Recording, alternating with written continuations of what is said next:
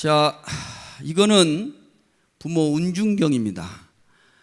안한 존자가 어머니 생각에 슬프게 눈물을 흘리며 부처님께 여쭈었습니다. 부처님이시여, 어머님의 은덕을 어떻게 해야 갚을 수 있겠습니까? 이게 어머니 부모 운중경인데, 실은 여기는 어머니 속에는 아버지도 다 포함되어 있습니다. 어떻게 갚아야 되겠습니까? 부처님께 여쭈니 부처님께서는 이제 자세히 듣고 자세히 들어라. 내가 너를 위하여 소상하게 말해주리라. 이렇게 어머니가 아이를 갖게 되면 10달 동안 그 고통과 수고가 말할 수 없느니라. 함께 읽어보겠습니다. 여러 거듭하여 원 무거운 연으로 금생에 다시 와서 모태에 들었네.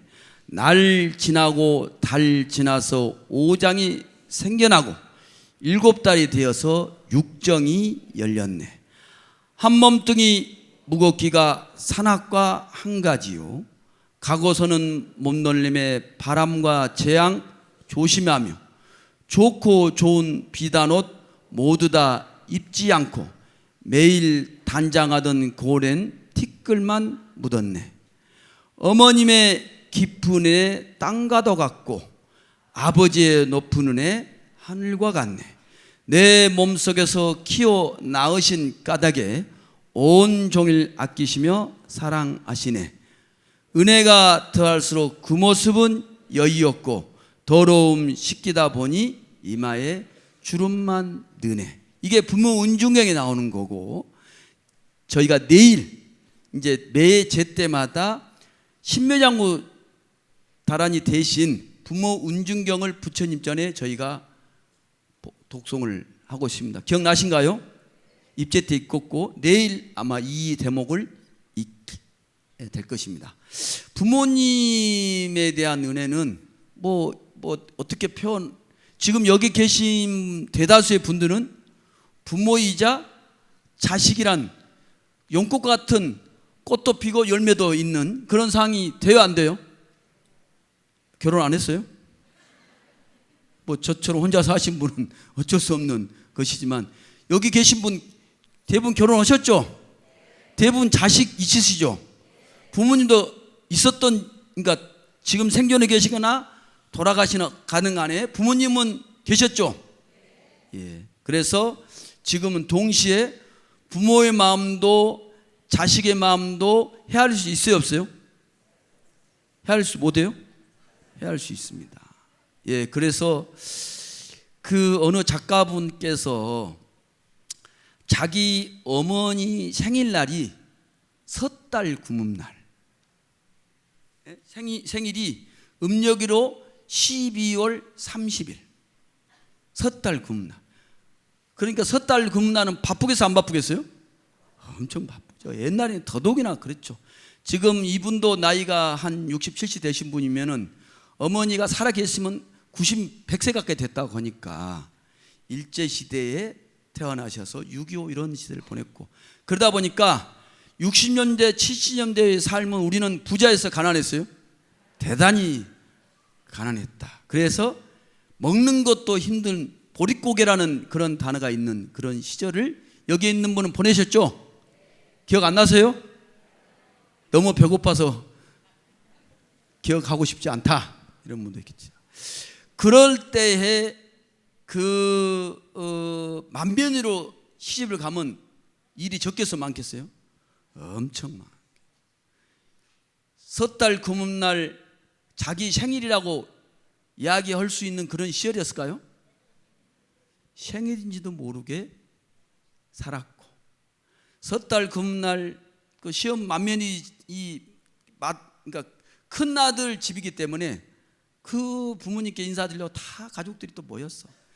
한 번 모이면 20명, 30명 된 사람들 밥을 내주고 반찬을 해줘야 되고 그러니 생일은 생각이나 하겠어요? 생각 자체가 할 수 없어. 그리고 자기들이 커서 결혼하고 나서도 어머니 생일을 챙겼겠어, 못 챙겼어요? 못 챙겼다는 것입니다. 그렇게 어머니는 그렇게 돌아가셨어. 그래서 자기가 돌아가시고 난 다음에 제사를 지는 것이 아니라 2번 어머니 생신날 생신제 함께 아버지를 모시고 어버이날 또 제사상을 차리는, 이렇게 2번 했다라는 것입니다. 살아생전에는 생신상을 못 차리는데 돌아가신 다음에 생일상을 차렸다는 그분입니다. 오련투병 중에도 맑은 정신이 들 때마다, 이 작가의 어머니입니다. 이제 몸이 아프셔서 이렇게 돌아가기 전에 많은 이제 병고 생활을 하신 것 같아요. 그러다가 이제 너무 정신을 잃다가 뭐 하다가 정신이 들면은 그 어머니께서 뭐라고 한번 읽어보세요. 안 들려? 별로 어머님에 그림, 부모님에 대한 은혜가 별로 소녀인지 모르신 것 같아. 다시 한번 크게 한번 읽어보시오. 미안하다. 나 때문에 고생이 많구나. 요 말을 했다면, 다시 한번 미안하다. 나 때문에 고생이 많구나.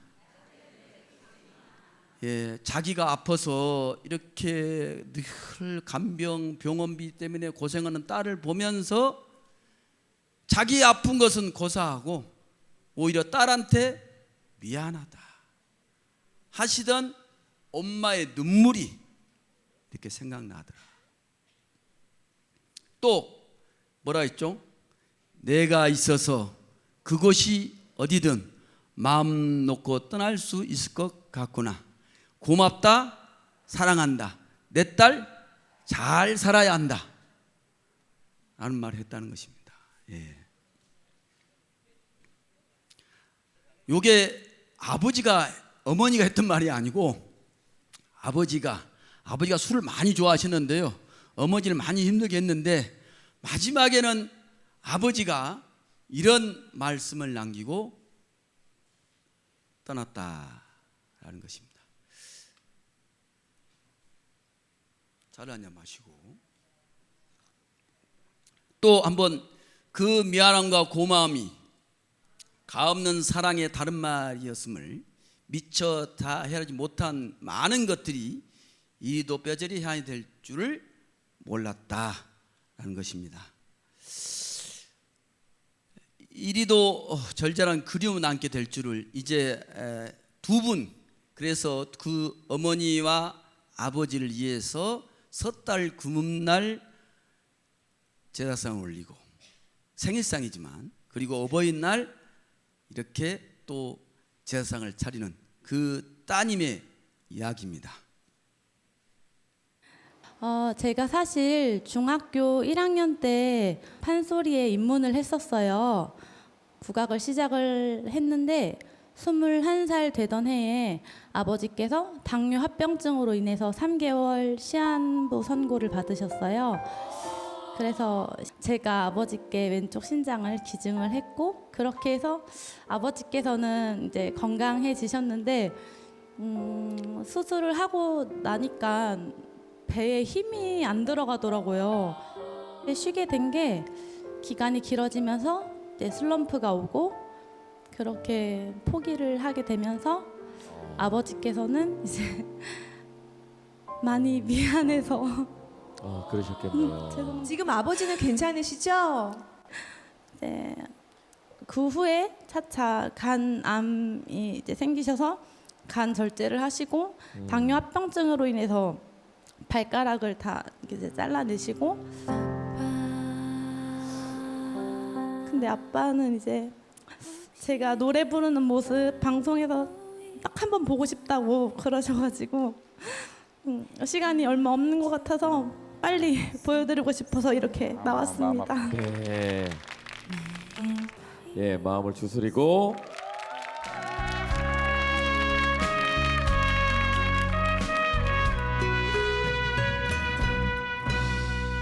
내가 태어나서 2번째로 배운 이름 아버지, 가끔씩은 잊었다가 찾는 그 이름, 우리 엄마 가슴을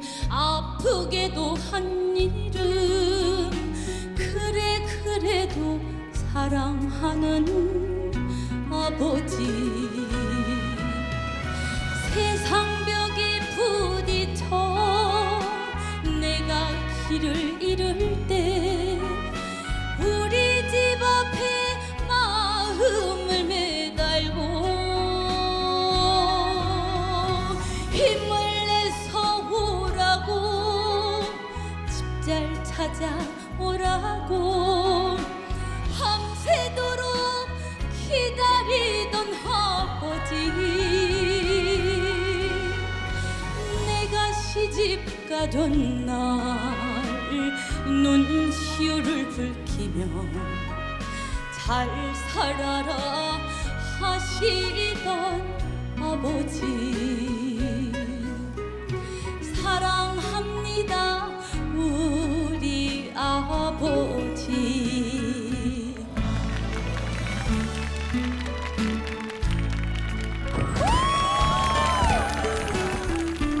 더 이제 그때까지 있는데 시간이 많지 않아서 제가 법문 중에 이렇게 하니까 어색하죠? 뭐가 잘못 스님이 법문을 해야지 왜 가수? 괜찮으신가요? 소중한 부모님을 생각하는 것은 출가하신 분이나 부처님이나 또 가수분이나 다 똑같다는 것입니다. 그래서 부모님이나 부처님 똑같다. 이렇게 그래서 불교는 그래서 백중 이렇게 49일 동안 부모님을 위해서 뭔가 할 수 있는 이런 기회가 있다는 것이 참으로 좋은 종교다, 좋은 불교다. 그러시죠? 박수 한번 보내주시면 고맙겠습니다. 예. 인생을 살다 보면 피할 수 없는 인연이 반드시 있기 마련입니다. 그 인연을 피하고 싶어서 일본에 아주 유명하고 훌륭한 스님이 있었는데 이분이 12살에 출가를 했어요. 그래서 출가한 지 얼마 연불도 배우고 이제 배웠겠죠. 그래서 한 14살, 15살 어르신 됐는데 마을에 그 이제 우리가 달리 우리는 절에서 49일 지내는데 일본은 초청을 하면은 그 집에 가서도 49제를 지내는 이게 있는가 봐요. 그래서 그 마을에 초상이 나와서 그 누군가 와서 스님이 와서 49일 지내주세요. 이렇게 해서 스님들이 이렇게 고민하다가 네가 가장 젊은 네가 한번 가봐라. 이렇게 결정이 됐어요. 그래서 가기 전에 열심히 연부를 연습을 해가지고 그 이제 49일 초제를 지내겠어 마을에 내려갔어요. 갔더니 젊은 보살님이 감기 걸려가지고 콧물 나오고 그러는 이런 상황이었어요. 연부를 막 하고 있는데 이제 마지를 이제 하다가 마지로 올린가 봐요. 이렇게 마지를. 그런데 눈물도 흘린다가 감기 걸려 콧물도 흘리는데 그게 보니까 밥을 파야 되는데 이렇게 보이니까 젊은 보살이 눈물, 콧물, 감기 밥을 푸다가 저 밥에 눈물하고 콧물이 떨어지면 어떻게 할까 했더니 밥을 피면 눈물이 떨어지는지 콧물이 떨어지는지 모르지만 그 밥에 막 콧물과 눈물이 떨어지는 거예요. 그걸 떠가지고 이제 마지를 올리는 거예요. 그때 또 한 5살 된 꼬마아이가 있었는 거예요. 아들인지 딸인지 모르지만 걔가 또 엄마가 우니까 걔도 따라서 막 소리를 엄청나게 울다가 얼마나 우는 자기도 모르게 오줌을 누워버렸네. 그래가지고 방바닥에 오줌이 덩덩 오는데 계속 울고 있으니까 어머니가 그 푸던 주걱을 이렇게 퍼주면서 이거 갖고 놀으라고 이렇게 한 거예요. 그러니까 오줌 누워진 곳에 그 주걱이 떨어졌는데 그걸 줘가지고 또 애가 또 새로 할 거 뭐하고 그런데 자기가 연문에서 보니까 아마도 저 콧물 눈물 흘린 것 또 저 주걱을 혹시 밥을 퍼가지고 나한테 밥 먹으라고 하지 않을까 걱정을 하면서 초제가 끝났어. 그런데 정말로 그 젊은사람이 그 주걱을 들어가지고 스님 배고프시죠? 시장하시죠? 하면서 밥을 퍼가지고 주니까 먹겠어요? 못 먹겠어요? 콧물 눈물 오줌 아이고 보살님 죄송합니다. 제가 너무 속이 안 좋아서 지금 밥을 먹을 수가 없습니다. 핑계를 대고 쏜살같이 절에 올라왔어. 얼마나 배가 고프해서 절에 와서 허겁지겁 밥을 먹고 그 다음에 이제 때 가겠어 안 가겠어요? 가게 됐어. 갔더니 이 절모사 이제 감기도 나갔고 또 정신 차리는데 예쁘게 화장도 하셨어. 연부러운데 잘해. 또 얘도 엄마가 이렇게 밝으니까 얘도 안 울고 방글방글 웃고. 그래서 쟤를 잘 지냈어. 열심히. 그리고 지금 목이 말라요 안 말라요? 목이 말라. 그럴 때 절모사님이 제가 스님에서 식혜를 잘 준비해놨어요. 그래서 시원한 식혜를 갖다 주니까 마시니까 맛이 너무 좋아. 한 그릇 더 드릴까요? 그러니까 아이 그러시라 하고 한 그릇 두 그릇을 마셨어. 그래서 보살님이 지난번에 스님이 급하다고 해서 올라가서 그 밥이 너무 아까워서 버릴 수가 없어. 뭘 만들었어요? 식혜를 만든 거라. 그래서 인생을 살다 보면 피할 수 없는 인연이 있어요 없어요? 그 큰 스님 그 이야기를 하더라고요. 예. 그 인연을 피하고 싶어서 어떻게든 노력해서 피한다고 한들 그 인연은 어느 길모퉁이에선가 또다시 만나게 된다. 그러니 피할 수 없는 인연이라면 잘 받아들이고 특히 불교적인 방법으로 복을 줄 수 있는 인연으로 그걸 바꿨으면 좋겠다. 아시겠어요? 이게 소중한 인연입니다. 그리고 그 은혜를 갚은 것이 대단히 중요하다는 이야기를 오늘 말씀드리는 겁니다. 경험해야 할 때 경험을 해보는 것은 대단히 중요하다라는 말씀 드렸습니다. 인생을 살면서 근심 걱정 없이 세상을 살 수 있을까요 없을까요? 없습니다. 마음속은 아름다운 들판과 같아서 예쁜 곳이 필 때도 있지만 때로는 군데군데 잡초도 자라기 마련입니다. 그리고 폐에서 옹덩이가 생기기도 하고 거기에 물이 고이고 썩기도 합니다. 우리가 길 가다가 돌불에 넘어져서 넘어지기도 합니다. 이것이 바로 우리 인생이고 삶이라는 것이죠. 나만 힘들어요? 나만 힘들어요? 스님들은 전혀 힘들지 않을까요? 다 같이 힘듭니다. 다 같이 힘들어요. 누구든지 힘들고 어려울 수 있습니다. 그 인생 행복의 강연을 잘하고 걱정이 없는 이야기를 잘하던 그런 사람한테 어떤 친구가 정말 코가 석자가 되게 한숨을 쉬면서 너무 힘들다고 그래요. 그래서 그분이 진짜 힘들겠다. 진짜 힘들겠다. 그런데 내가 힘들지 않는 장소 하나 있는데 그렇게 하니까 그 친구가 눈이 번쩍 크게 뜨면 그런 곳이 있냐고. 있다고. 가보자고. 가자고. 간 곳이 어디예요? 옛날 이야기니까 공동묘지. 공동묘지에 간 거예요. 그러니까 친구가 이 사람이 장난치나? 아니 공동묘지 데려와서 여기가 무슨 걱정 없는 근심 걱정 없는 것이라고. 네가 한번 물어봐. 근심 걱정 있냐고. 사람이 살아있는 동안 근심 걱정이 사라질 수 없다. 눈을 감아야만이 육신의 근심 걱정이 사라진다 라는 이야기입니다. 우리는 그래서 부처님도 다 이것을 수행으로 이야기했습니다. 이것을 다 기도로 이야기했습니다. 우리가 어려움과 걱정과 근심이 고통이 없다면 기도와 수행을 할 이유가 없다라는 것입니다. 그래서 여기에 대웅저이든 팥기든 덥든 춥든 이런 것들이 다 기도 수행하는데 중요한 것들이다. 피할 수 없는 것들이다. 아시겠어요? 그래서 모든 인연을 좋은 인연으로 가는 것은 나한테 주어진 기회고 내가 그 은혜를 갚을 수 있는 좋은 것이다 라고 생각하시면서 이런 모든 것들을 좋은 마음으로 살아갔으면 좋겠다. 그래서 이번 주제는 자 한번 읽어보시죠.